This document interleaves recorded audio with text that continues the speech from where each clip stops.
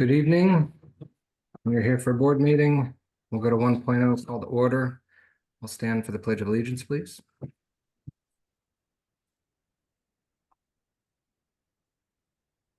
I pledge allegiance to the flag of the United States of America and to the republic for which it stands, one nation, under God, indivisible, with liberty and justice for all.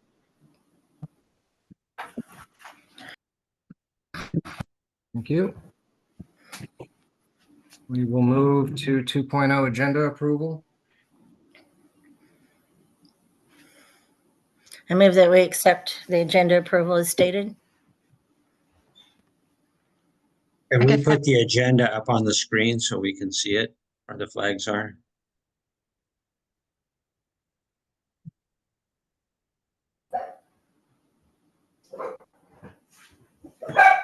Thank you. Thank you. I will second. Okay, we have a motion and a second. For discussion, given the fact that we did not have an executive session, I think we need to amend this particular agenda. I would move to amend the agenda. You're going to have to walk me through your notes here. Motion to amend 3.1 for placing the superintendent Stockwell on paid leave. So And then we'll go need to ahead. amend the agenda first, or make the motion to amend the agenda first. Once that's done, we can move to what we want to amend it to. I move to amend the agenda. I will second. It's been moved and seconded. Any discussion? All those in favor? Aye. Aye. Aye. Now you need to make the amendment. Okay, so you want this 3.0 off? No, And- 2.1 just needs to reflect that this meeting is where we're discussing the action item below. So it just needs to say the same thing as the action item. As what's already been reflected here, not in your notes. Correct. Okay, perfect.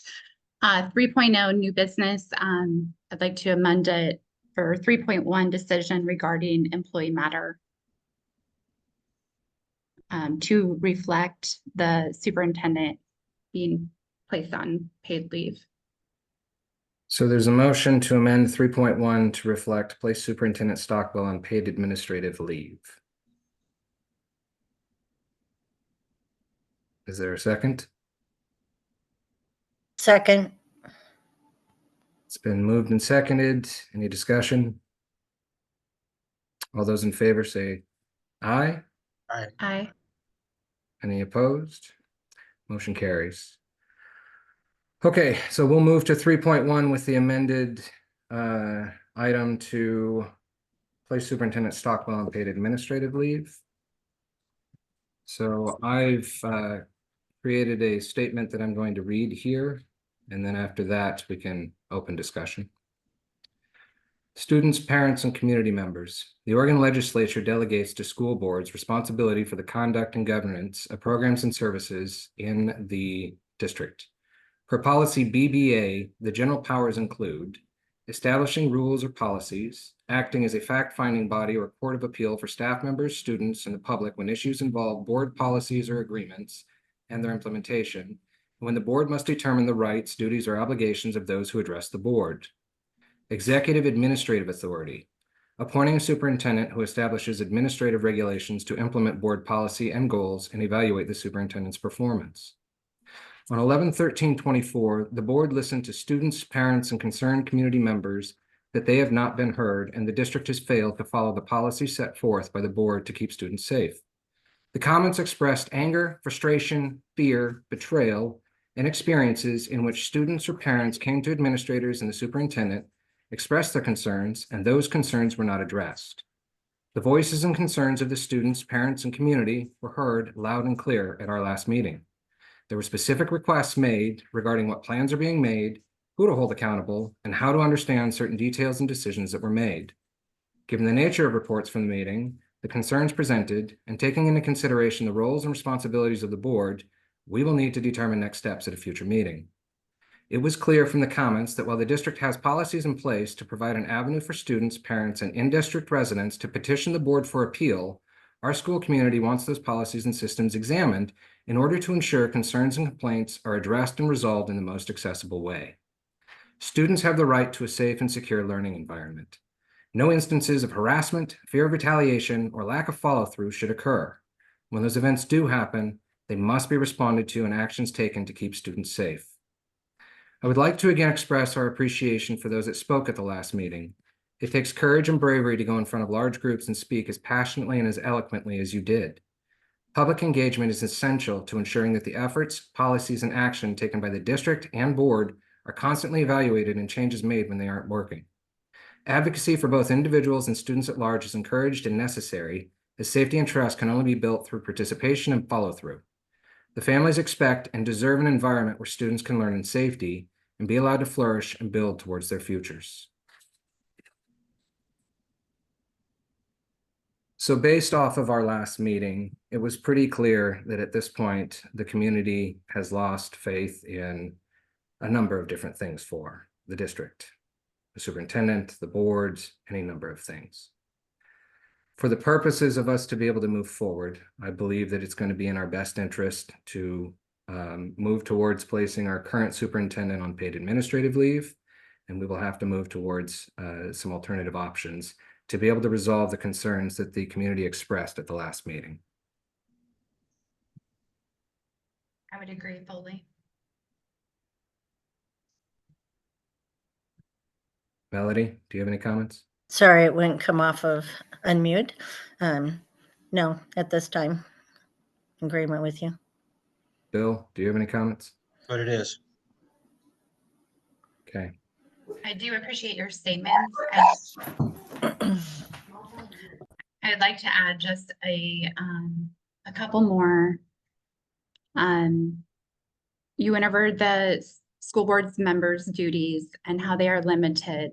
But I do want you to know how much we appreciate our school communities and especially our parents. I understand that our passions are high right now. However, the threats and the acts of violence are unwarranted. And I'm asking the community to allow the criminal justice system to do its job. I will continue to advocate for action as I did when I introduced those policies for their first reading on Wednesday. I would ask that you would read them with us and help us decide what needs to be updated. And just work with us now instead of against us. We appreciate your passion and we look forward to the continued engagement of all of our parents. Thank you. Does anybody else have any comments? Okay, and then we will move on to 4.0, 4.1, place Superintendent Stockwell on paid administrative leave. I would move. I'll second. Motion's been moved and seconded. Discussion? Hearing none, we'll move to the question. All those in favor, say aye. Aye. Aye. Aye. No opposed. Now that the action item is done, we're going to need to do some further things. So as we've placed the superintendent on paid administrative leave, we need to have an acting superintendent. So we will need to amend the agenda to reflect that we now need to take additional steps. I would move to amend the agenda again. I'll second that. There's been a motion and a second. All those in favor? Aye. Aye. I would move to add action item, I believe it would be 4.2, to delegate authority to the board chair to identify and negotiate acting superintendent and bring to the board for approval. I'll second that. There's been a motion and a second to add action item 4.2, delegate authority to board chair to identify and negotiate acting superintendent and bring to board for approval. Discussion? I do have one question on that. At this point, We do not have the current board chair and you are our assistant chair. Should that be changed to be saying our assistant chair at the moment? No, per policy, when the board chair is no longer available, as put forward outside, the Okay. vice chair assumes all duties and responsibilities, although not the position. So we would retain the position of the board chair is where that authority would lie. Okay. And we'll have to work through the rest of that in a further meeting. Okay. New as in an update would be for the community that not only had he stepped down from chair, but he has now resigned. Okay, so there's been discussion. So all those in favor, say aye. Aye. Aye. Aye. No opposals. Okay, so we've got that moving forward. So we will move to 5.0 upcoming meeting input. So at this point, our next meeting isn't until December 11th, and I do not believe that that is going to be appropriate to resolve these items that need to be addressed so quickly. We need to have it soon enough that we can take action, but we need a little bit of time so that I can take the next step in identifying and trying to expedite getting an acting superintendent in place. So to that end, I don't know when, but I do want us to move up the meeting from December 11th and have another one before then. And we set maybe Wednesdays in general for a while, just so we have that notification, and then we'll cancel them as we don't need them. Okay, I think we can do that. I don't believe there's any further business for this particular meeting. At the end of this, I will say this, whatever the next meeting is, whatever day and time, it will be held in person. And Hold on, if it is next Wednesday, I will be out of town, so I would require Zoom. okay, well, every effort will be made for a in-person meeting. To that end, however, I do want to reflect on the last meeting. So when we provide the opportunity for public comment, that is an opportunity that we take and we want. It is something that we need for the community to be able to address us in that venue. During that time, everybody is entitled to present their requests and what they want to say through the prescribed processes that we have in place. And then we want to be able to give you that 3 minutes and accommodate all of those things. It's our job as board members to listen and to take in the information that you're providing us. Once public comment is done, however, we have to be able to conduct board business. And it is important to me, and it will always be important to me, to have meetings in person. I do not like Zoom meetings.